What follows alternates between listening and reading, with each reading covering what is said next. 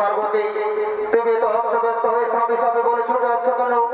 বলো পার্বতী, বলো পার্বতী কি হয়েছে তোমার?